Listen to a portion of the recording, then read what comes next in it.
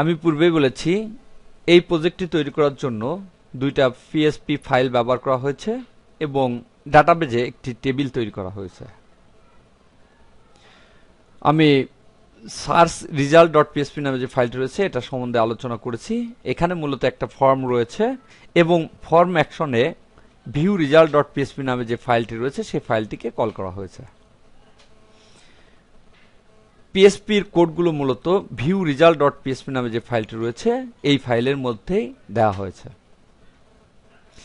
ফাইলটি রয়েছে projects folder মধ্যে। প্রজেক্ট 5 ফোল্ডার মধ্যে রেজাল্ট নামে একটা ফোল্ডার রয়েছে, তার মধ্যে রয়েছে দেখতে পাচ্ছি ফাইলটি ওপেন করা অবস্থায় রয়েছে।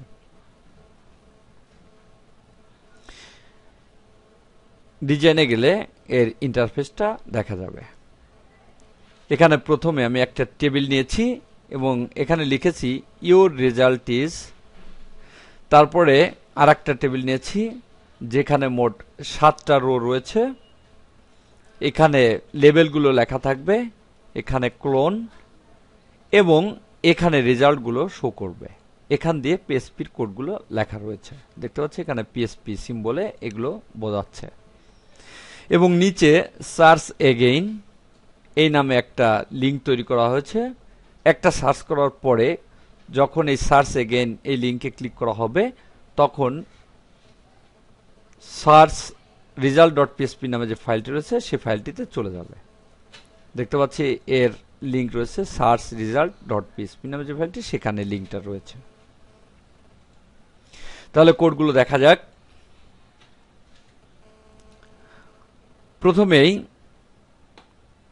আমি ডাটাবেস সার্ভারের সঙ্গে কানেক্ট হয়েছি, তারপরে ডাটাবেজের সঙ্গে কানেক্ট হয়েছি।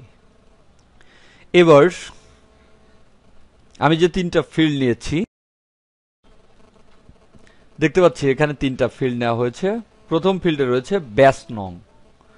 আমি প্রত্যেকটা বিষয়ের উপরে একটা ব্যাচ নাম্বার দিয়েছি, যেমন মাইক্রোসফট অফিসের ক্ষেত্রে দিয়েছি 0001, গ্রাফিক্সের ক্ষেত্রে 2, হার্ডওয়্যারের ক্ষেত্রে 3, ওয়েব ডিজাইনের ক্ষেত্রে 4, এরকম আলাদা আলাদা ব্যাচ নাম্বার দিয়েছি। এখানে মূলত সেই ব্যাচ নাম্বারগুলো দেওয়া হয়েছে এবং প্রথম অবস্থায় যখন আমি এই পেজে প্রবেশ করব তখন এখানে লেখা আসবে সিলেক্ট ব্যাচ নং। এখানে $সাইন ব্যাচ নামে একটা ভেরিয়েবল নিয়েছি এবং $সাইন পোস্ট ব্যাচ, এখানে বলা হয়েছে এটার নাম হচ্ছে ব্যাচ। এখানে সার্চ রিজাল্ট নামে যে ফাইলটি রয়েছে সেখানে এটা নিয়েছে এবং এর নেম দেওয়া হয়েছে ব্যাচ। এই নামের মাধ্যমে মূলত এখান থেকে ডাটা কালেক্ট করতে হয়। তাই আমি এখানে ব্যাচ নামের ঘর থেকে যে ডাটাটা এসেছে সেটাকে পোস্ট ভেরিয়েবলের মধ্যে রেখে সেটাকে ডট ব্যাচ নামে একটা ভেরিয়েবল নিয়ে তার মধ্যে রেখেছি। এবার বলেছি যদি $সাইন ব্যাচ এর ভ্যালু সিলেক্ট ব্যাচ নং এই কথাটা থাকে তাহলে ডাই কাজ শেষ করে দিবে এবং মেসেজটা দিবে প্লিজ সিলেক্ট রাইট ব্যাচ নং। অর্থাৎ এই অবস্থায় যদি আমি ভিউ রেজাল্টে ক্লিক করি তাহলে এখানে সিলেক্ট ব্যাচ নং এই লেখাটা আসবে, কারণ এটা কোনো ব্যাচ নাম্বার নয়, এটা ডিফল্ট অবস্থায় প্রথম পেজে প্রবেশ করে এটাকে বোঝার জন্য দেওয়া হয়েছে। অর্থাৎ এখানে কি সিলেক্ট করতে হবে তাই বোঝার জন্য এই লেখাটা দেওয়া হয়েছে। আমি যদি এই অবস্থায় ভিউ রেজাল্টে ক্লিক করি তাহলে দেখতে পাচ্ছি প্লিজ সিলেক্ট রাইট ব্যাচ নং। অর্থাৎ এটা কোনো ব্যাচ নাম্বার নয়, এখান থেকে যে কোনো একটা ব্যাচ নাম্বার সিলেক্ট করতে বলা হয়েছে। তাই এখানে লিখে দেওয়া হয়েছে ব্যাচ যদি অর্থাৎ এর ভ্যালুটা যদি সিলেক্ট ব্যাচ নং হয় তাহলে এই কথাটা লিখে দেবে এবং কার্যক্রম শেষ করে দেবে, যেহেতু ডাই ফাংশনটা ব্যবহার করেছি। পরবর্তীতে $সাইন রোল নামে একটা ভেরিয়েবল নিয়েছি এবং $সাইন পোস্ট রোল, অর্থাৎ এই রোল টেক্সট বক্সে যা লেখা হবে সেটাকে $সাইন পোস্ট ভেরিয়েবলের মধ্যে রাখা হবে এবং সেটাকে $সাইন রোল নামে যে ভেরিয়েবল নিয়েছি সেখানে ট্রান্সফার করে দেওয়া হবে। এবং নিচে বলা হয়েছে if not $sign post roll, অর্থাৎ যদি রোলের টেক্সট বক্সে কোনো কিছু পোস্ট করা না হয়ে থাকে, অর্থাৎ এখানে যদি কোনো কিছু লেখা না হয়, তাহলে সে আমাকে মেসেজ দিবে please write your roll number ডাই। অর্থাৎ এখানেও ডাই ফাংশনটা ব্যবহার করা হয়েছে। সে এই লেখাটা লিখে দিয়ে এখানে এই কার্যক্রম শেষ করে দিবে। আমি এখানে একটা ব্যাচ নাম্বার চয়েস করলাম, কিন্তু এখানে কোনো রোল নাম্বার দিব না। তাহলে যদি আমি ভিউ রেজাল্টে ক্লিক করি, তাহলে দেখতে পাচ্ছি সে আমাকে লিখে দিয়েছে please write your roll number. পরবর্তীতে লেখা হয়েছে $সাইন কোর্স নামে একটা ভেরিয়েবল নেওয়া হয়েছে, $সাইন পোস্ট সিলেক্ট। অর্থাৎ এই সিলেক্ট,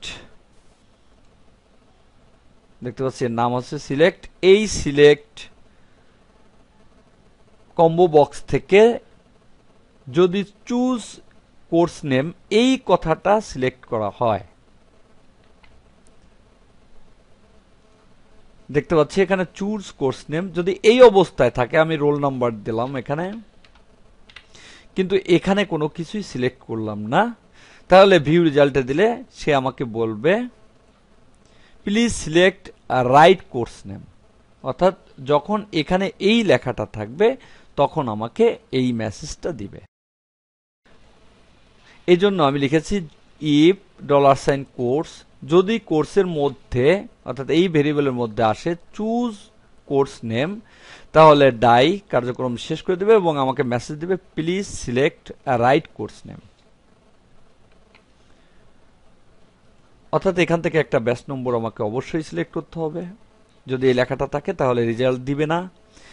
দ্বিতীয়ত এখানে একটা রোল দিতে হবে। তৃতীয়ত এখান থেকে একটা কোর্স নেম চয়েস করতে হবে। এই যে বিধি নিষেধগুলো দেয়া হলো এটাকে ফর্ম ভ্যালিডেশন বলে। তো এখানে যদি সবকিছু ঠিকঠাক ভাবে দেয়া হয় সেই ক্ষেত্রেই শুধু সে রেজাল্টটা দিবে। এখানে দেখতে পাচ্ছি না দেয়া হলে সে আমাকে এই মেসেজ দিবে। এবার $সাইন এসকিউএল নামে একটা ভেরিয়েবল নিয়েছি এবং সিলেক্ট স্টেটমেন্টটা ব্যবহার করেছি। বলেছি সিলেক্ট অল, অর্থাৎ সমস্ত কিছু সিলেক্ট করো ফ্রম রেজাল্ট, রেজাল্ট নামের টেবিল থেকে, হোয়ার যেখানে ব্যাচ নং ইকুয়াল $সাইন ব্যাচ নং। এই ব্যাচ নং হচ্ছে টেবিলের কলাম নেম, অর্থাৎ টেবিলে ব্যাচ নং নামে একটা কলাম রয়েছে। দেখতে পাচ্ছি রেজাল্ট নামের টেবিলে ব্যাচ নং নামে একটা কলাম রয়েছে।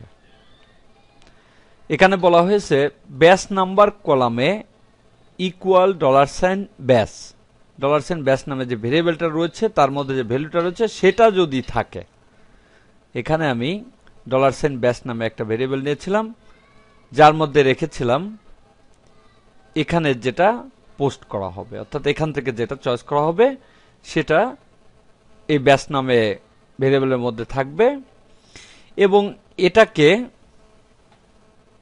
এই টেবিলের ব্যাচ নং কলামে থাকতে হবে। অ্যান্ড এবং রোল কলামে থাকতে হবে $সাইন রোল, অর্থাৎ রোল টেক্সট বক্সে যে একটা পোস্ট করেছি দেখতে পাচ্ছি সেটাকে আমি $সাইন রোল ভেরিয়েবলের মধ্যে রেখেছি। তাই বলেছি $সাইন রোল ভেরিয়েবলের মধ্যে যেটা রয়েছে সেটা যদি রোল কলামে থাকে, এই রোল কলামে যদি সেটা থাকে। অ্যান্ড এবং কোর্স নেম কলামে, এই কোর্স নেম কলামে যদি থাকে,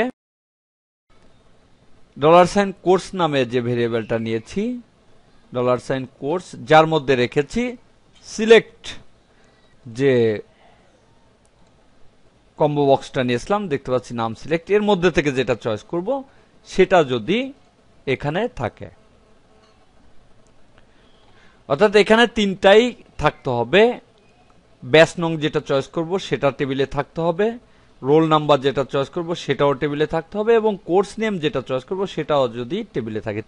তিনটার ভ্যালু যদি এই টেবিলের মধ্যে পাওয়া যায় তাহলে সেই ভ্যালুগুলোকে $সাইন এসকিউএল এই ভেরিয়েবলের মধ্যে রাখবে। আর যদি না পাওয়া যায় তাহলে এর মধ্যে লাগবে না। এরপর $result নামে একটা ভেরিয়েবল নিয়েছি, MySQL কোয়ারি $SQL এর মাধ্যমে টেবিল থেকে আনা হয়েছে প্রদর্শনের জন্য। এবার $count নামে একটা ভেরিয়েবল নিয়েছি এবং MySQL নাম রোজ এই ফাংশনটা ব্যবহার করেছি। এই ফাংশনের কাজ হচ্ছে কোনো ভেরিয়েবলের মধ্যে কয়টা রো রয়েছে এটাকে কাউন্ট করবে।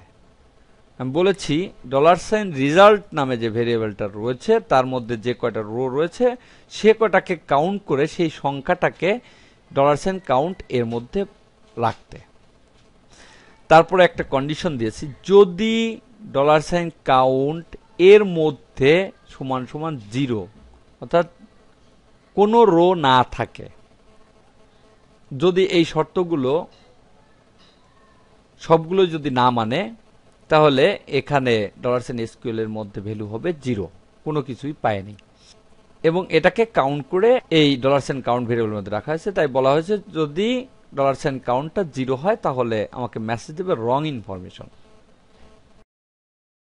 অর্থাৎ এখানে যখন আমি চয়েস করব 1,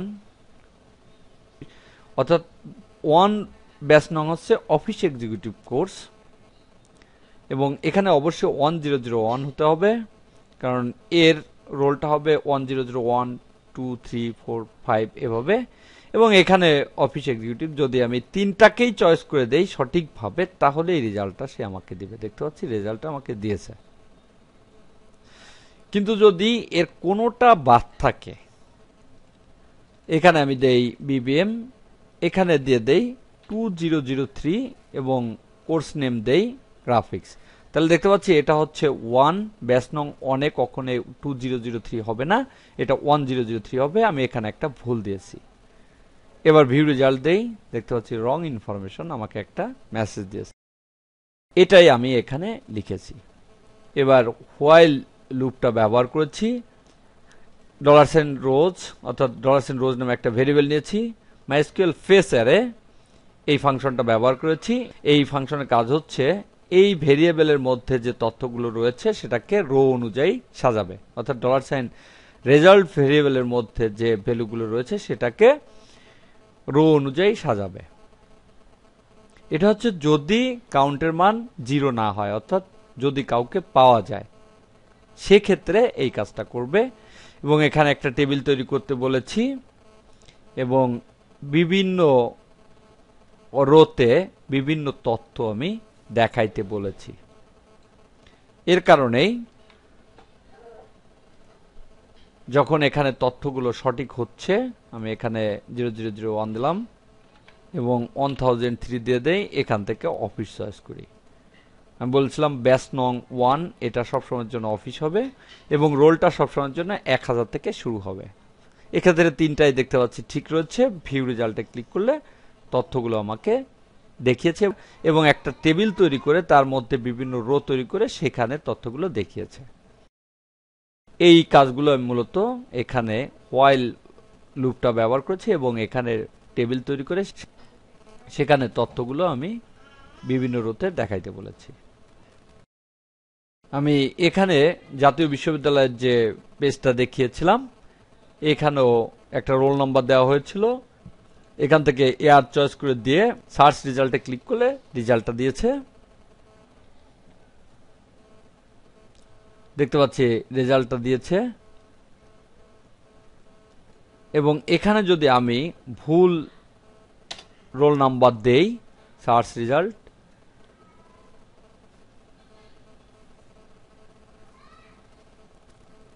দেখতে পাচ্ছি আমাকে মেসেজ দিয়েছে roll number does not match. অনুরূপ এখানে যদি আমি ঠিকমতো তথ্যগুলো না দেই তাহলে সে আমাকে একটা মেসেজ দিবে। যেমন এখানে যদি আমি দিয়ে দিই সিলেক্ট ব্যাচ নং, এটা আসলে কোনো ব্যাচ নং নয়। এখানে ক্লিক করলে আমাকে এবার দেখাবে প্লিজ সিলেক্ট রাইট ব্যাচ নং। আবার যদি এখানে রোল নাম্বারটা আমি ভুল দেই এবং এখানে ঠিকই ব্যাচ নাম্বারটা চয়েস করি, ভিউ রেজাল্ট সে আমাকে দেখাচ্ছে রং ইনফরমেশন। এভাবে এই রেজাল্ট শিটের মতো করেই আমার প্রজেক্টটি তৈরি করা হয়েছে।